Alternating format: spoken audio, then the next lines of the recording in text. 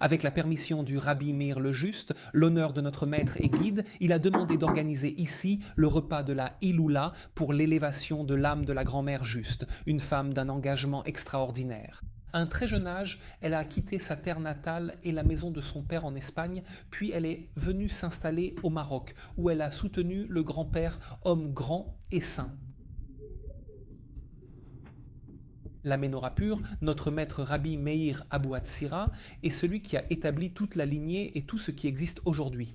Grâce à lui, la communauté chauve Israël a pour tradition d'organiser à chaque sortie de Tisha B'Av un repas pour l'élévation de son âme.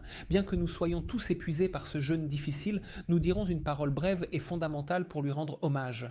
En ce jour de Tisha B'Av, nous avons tous prié et demandé au Saint béni soit-il la délivrance. Nous avons supplié pour que le roi Makia vienne enfin nous sortir de cet enfer et de toutes les terribles souffrances dans lesquelles nous nous trouvons actuellement. Toutefois, il y a une condition car la délivrance ne viendra pas sans qu'une condition soit remplie. Le Saint béni soit-il a établi une condition, la délivrance dépend du respect de celle-ci par les enfants d'Israël. Quelle est-elle? Que nous demandions la royauté de David. Le prophète Osée demande: quand les enfants d'Israël seront-ils enfin délivrés? En ce jour-là, ils chercheront David, leur roi et l'Éternel Dieu. Le Saint, béni soit-il, attend et espère qu'Israël réclamera la royauté de David et celle du Saint, béni soit-il. Lorsque les enfants d'Israël verront la nécessité de la royauté de David et de celle du Saint béni soit-il, alors la délivrance viendra. Le Zohar écrit dans la Paracha Teruma que le Saint béni soit-il a posé une condition forte et ferme. Ce n'est que lorsque les enfants d'Israël demanderont le roi David et comprendront la nécessité de sa royauté que le Saint béni soit-il les délivrera. On connaît tous l'histoire que le prophète raconte dans le livre des rois. Roboam, le fils du roi Salomon, a régné sur tout Israël après David et Salomon, mais la majorité du peuple a rejeté la royauté de Roboam en disant: que nous importe la maison de David? Pourquoi avons-nous besoin que la maison de David règne sur nous? David vient d'une seule tribu, il est un roi sectoriel d'une seule tribu seulement. Pourquoi avons-nous besoin de lui? Suivons notre propre chemin, couronnons un roi que nous voulons parmi le peuple d'Israël. La grande majorité des Israélites se sépara alors de la maison de David et se constitua un royaume indépendant en disant: chacun ira vers son Dieu, nommons un autre roi contre David. Ils marquèrent le début de la destruction et la première déchirure de toute la nation israélite. Comprenons ce que signifie demander le Saint béni soit-il et le roi David, car quand Israël demandera le Saint béni soit-il et le roi David, ils seront alors délivrés. Dès la fin du 9 Av, il faut comprendre ce que signifie chercher le roi David. Bien que non encore délivrés, nous le serons cette année à condition de réclamer sa royauté et celle du Saint béni soit-il. Mais que signifie concrètement cette double requête ? Il existe un enseignement fondamental du Degel Machané Ephraim, petit-fils du Baal Shem Tov, écrit au début de la Paracha Vaïchanan. Il y définit la royauté de la maison de David comme étant la conscience profonde qu'une personne possède, que chaque petite chose provient directement du Saint béni soit-il. Chaque petite chose vient du Saint béni soit-il, et personne ne peut rien faire par sa seule force, ni rien accomplir en s'en attribuant le mérite ou grâce à une idée personnelle. Il n'y a rien qu'une personne puisse faire grâce à sa propre intelligence, ou en s'appuyant sur d'autres pour l'aider.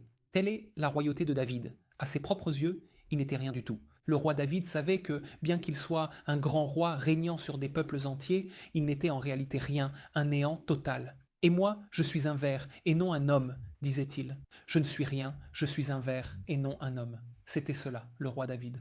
Il savait qu'il n'était rien, et il savait que chaque action, chaque chose qu'il faisait ou entreprenait, tout venait du Saint béni soit-il. C'est pourquoi le roi David est celui qui a introduit la Tekouva dans le monde, et c'est lui qui a véritablement développé ce repentir. Le roi David a ouvert la porte à ceux qui reviennent vers Dieu. Pourquoi lui? Parce qu'il a montré la racine la plus forte et la plus authentique de la Teshuvah.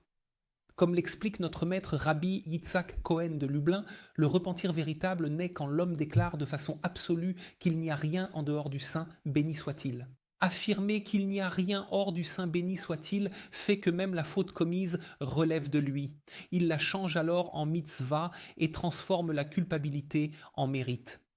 C'est la royauté de David, comprendre son impuissance et que tout vient uniquement du Saint béni soit-il. Selon le Degel Machané Ephraim, qu'est-ce que la royauté du Saint béni soit-il? C'est l'exact opposé. Que signifie alors reconnaître sa royauté? Reconnaître la royauté du Saint béni soit-il, c'est savoir qu'on doit y obéir, on y est soumis et obligé.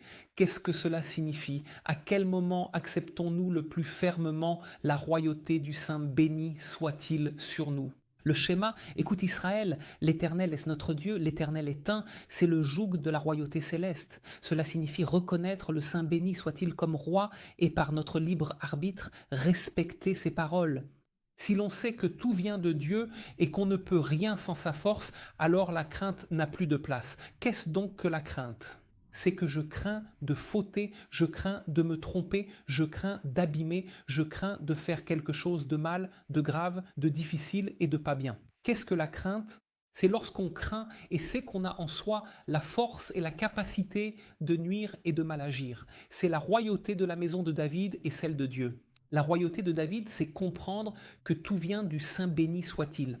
Sa propre royauté se manifeste quand on réalise cet équilibre, savoir que tout vient de lui sans pour autant se contenter d'un optimisme passif qui ignorerait la réalité des événements. Il sait qu'il existe une royauté du Saint béni soit-il et doit en avoir crainte de tremblement et de frayeur en restant vigilant pour chaque action et chaque décision qu'il prend. Cette combinaison de la conscience que tout vient du Saint béni soit-il, de la crainte absolue envers le Saint béni soit-il, et de la connaissance que l'homme, par ses actes, peut abîmer, nuire et briser des choses immenses, c'est quelque chose de difficile et d'extrêmement complexe. En y réfléchissant, la royauté du Saint béni soit-il doit être acceptée. Le peuple d'Israël doit à nouveau s'y soumettre, car naturellement, l'homme refuse sa souveraineté. N'importe qui aurait préféré le peuple d'Israël à un lien particulier avec le Saint béni soit-il, mais une personne ordinaire dans la rue, un simple non-juif, aurait préféré être libre, sans force supérieure qui le limite ou lui impose des commandements qui lui ordonnent des choses, l'obligeant à lutter contre ses désirs et ses penchants naturels. C'est extrêmement difficile. Accepter la royauté du Saint béni soit-il représente une lutte naturelle.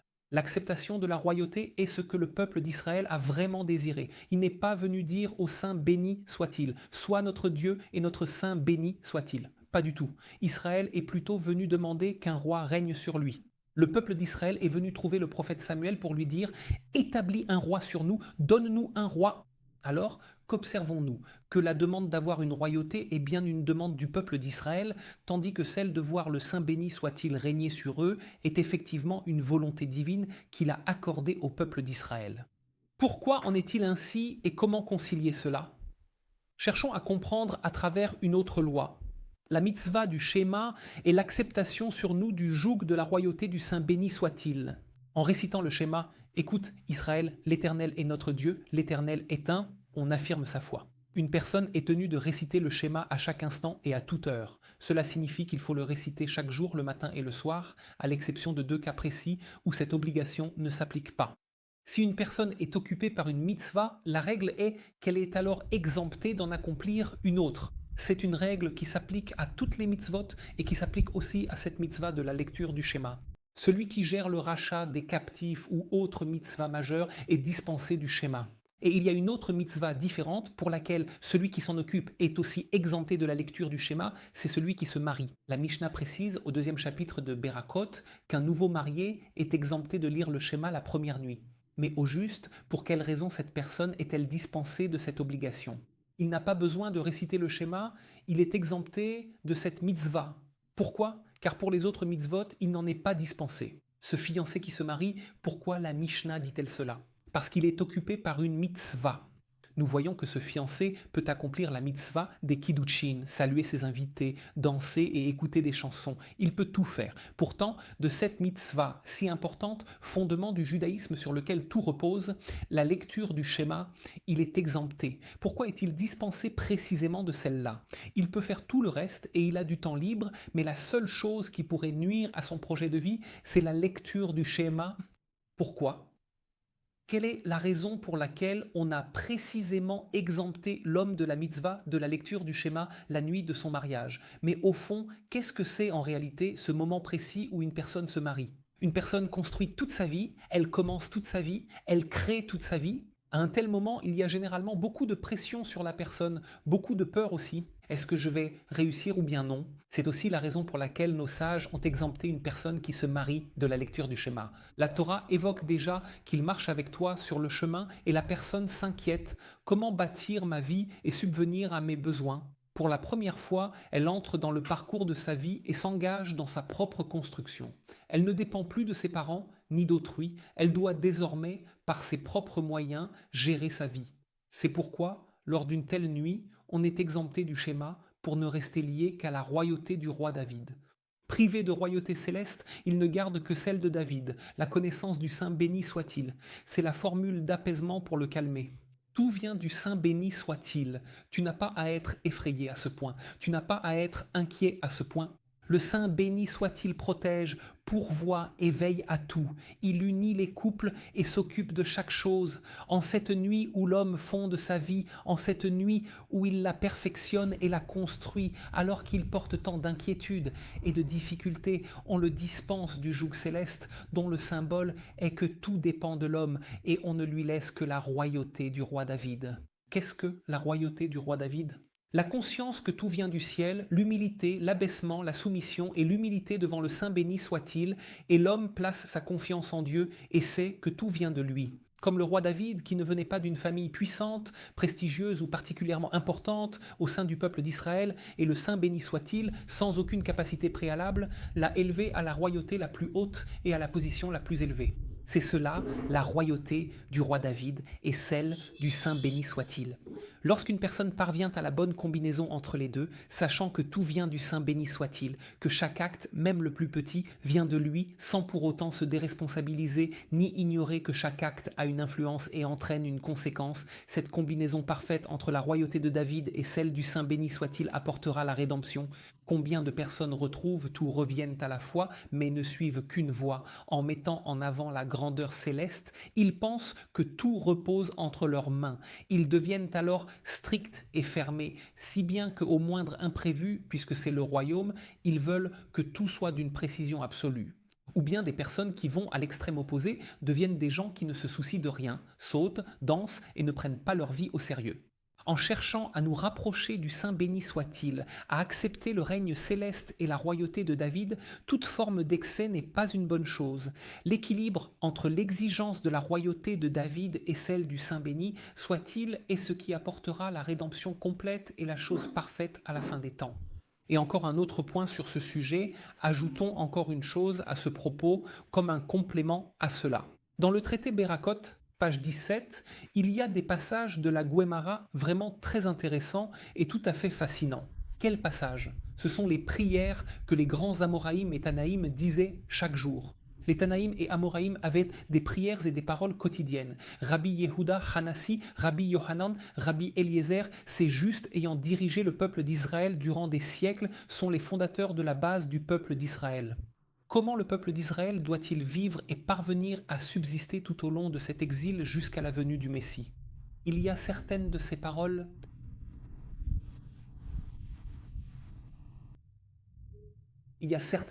que chacun d'eux a dites. Chacun d'eux priait chaque jour une prière particulière à l'Éternel et la Guémara rapporte généralement 2 paroles que chacun a prononcées.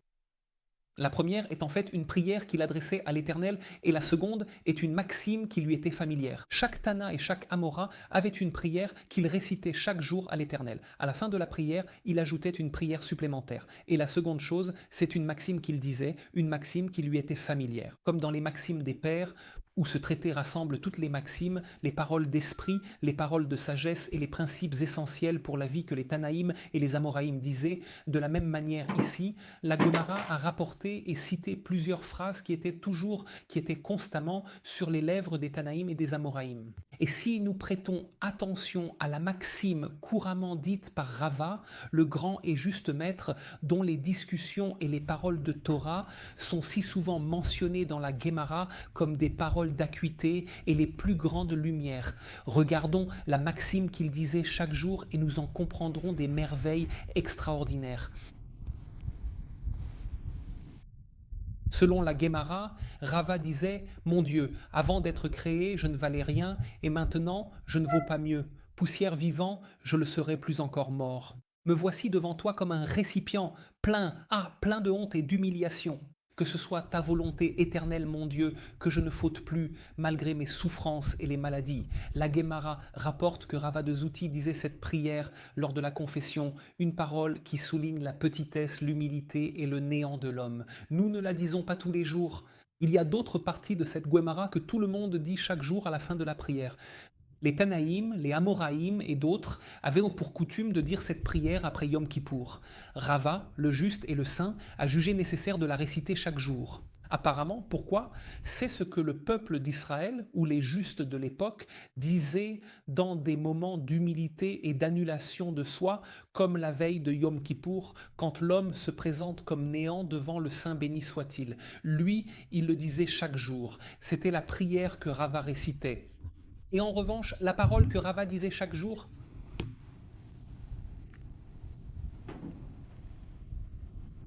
Rava priait chaque jour. La finalité de la sagesse, c'est la tekouva et les bonnes actions. Que nul ne s'oppose à ses parents, son maître ou ses supérieurs en sagesse. Comme il est dit, le commencement de la sagesse est la crainte de l'Éternel, une intelligence saine pour tous ceux qui pratiquent ses préceptes. Pour ceux qui l'étudient avec sincérité et non sans intention pure, car pour celui-là, mieux vaudrait ne pas être né. Rava insistait sans cesse sur l'importance d'étudier la Torah pour elle-même. Deux aspects sont uniques chez lui. Il rappelait sans cesse à tous que le but de la Torah et l'unique manière de l'étudier, c'est de le faire pour elle-même, pour le ciel, sans orgueil, ni intérêt matériel ou autre raison, mais uniquement par amour du ciel.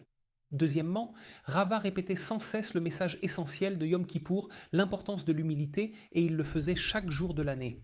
Le saint Hari a révélé une chose extraordinaire, l'origine de la racine de l'âme de Rava, c'est merveilleux.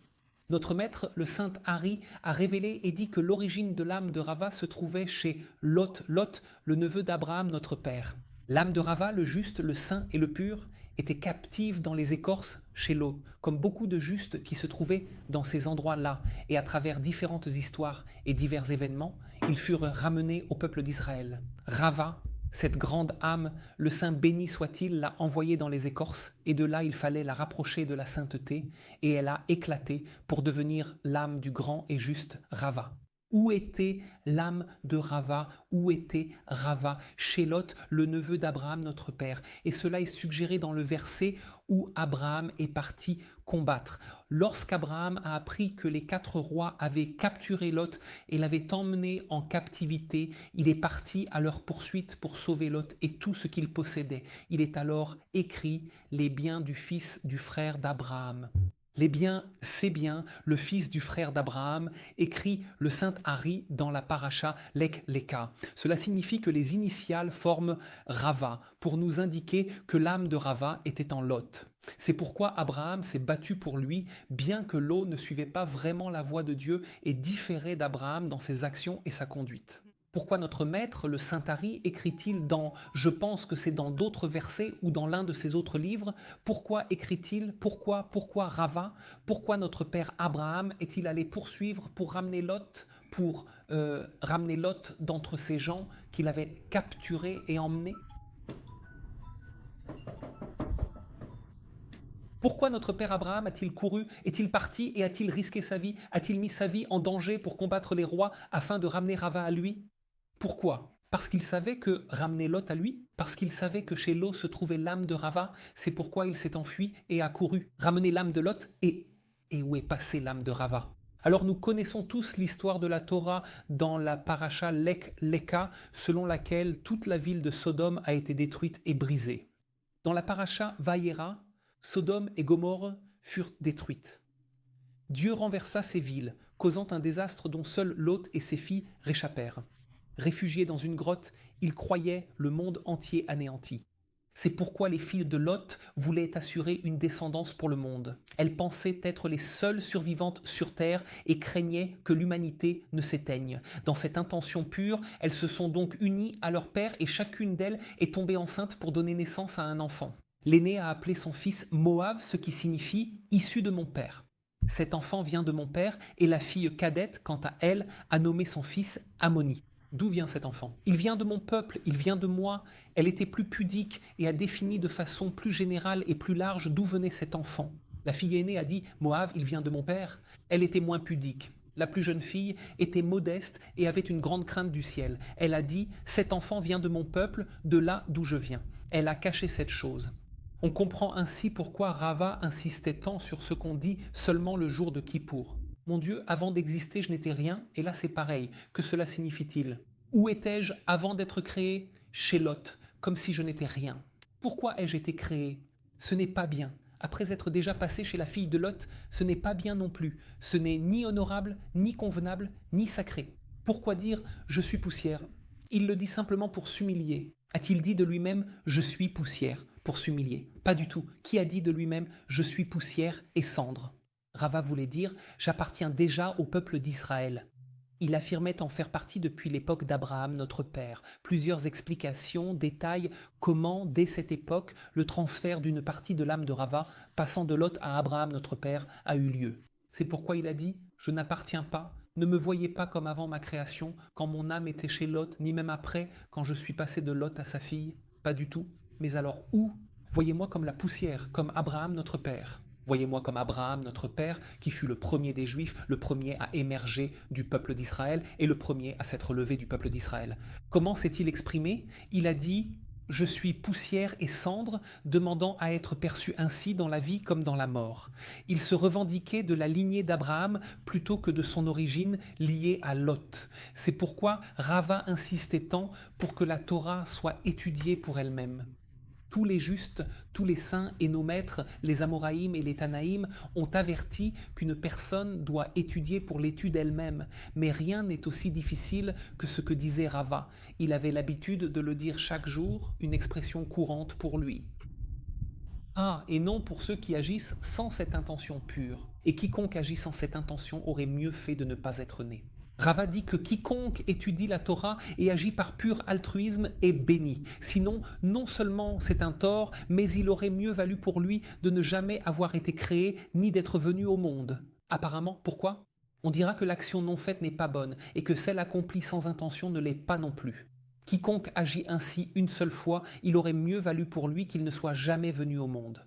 Pourquoi cela? L'histoire de Lot et de ses filles est l'une des plus terribles qui soit. C'est une mauvaise histoire. Lot a eu une relation avec ses filles et de cela sont nés en fait 2 grands peuples dans le monde. C'est un acte honteux, ce n'est pas une bonne action, mais pourquoi cet acte est-il saint? Pourquoi est-il bon? Parce qu'ils avaient l'intention de le faire pour le ciel. Nos sages nous disent que les filles de Lot n'avaient pour intention que d'agir pour le ciel, sans aucun désir de plaisir ni rien d'interdit. Elles l'ont fait uniquement pour donner une descendance à leur père, afin d'assurer des générations pour que le monde ne soit pas détruit. Et parce qu'elles ont agi pour le ciel, même si c'était un acte mauvais et honteux, cela leur a été compté comme une mitzvah et une bonne action. Puisqu'elles ont agi pour le ciel afin d'assurer la continuité du monde, cela a été considéré comme une très bonne chose. Alors, que voit-on? C'est un acte normalement interdit et grave, mais il devient bon ici, car elles ont agi pour le ciel. Rava a dit « Mieux vaudrait ne pas être né si l'on n'agit pas pour le ciel, car lui-même est né d'une telle intention. » Comment l'âme de Rava fut-elle créée? Par un acte interdit, mais dont l'intention était pour le ciel. On comprend ainsi pourquoi Rava, s'estimant humble comme la poussière, évitait de se lamenter sur sa création. Il désirait être reconnu par Dieu comme un descendant d'Abraham et non de Lot. Pourquoi donc? Pourquoi tenait-il tant à l'intention pour le ciel? Puisque toute la manière dont il est né dans ce monde s'est faite par une voie interdite et impropre, seule l'intention pour le ciel a permis que sa transmission se fasse de manière pure. C'est pourquoi celui qui n'agit pas pour le ciel ferait mieux de ne pas être né, car selon Rabba, mieux valait ne pas naître si les filles de Lot n'avaient pas agi pour le ciel. Par leurs actes célestes, sa vie est bénie, que ces mots élèvent l'âme de la juste aïeule et guérissent notre guide vénéré. Bénédiction, joie, réussite et tout le bien. C'est avec joie que nous choisirons cette option.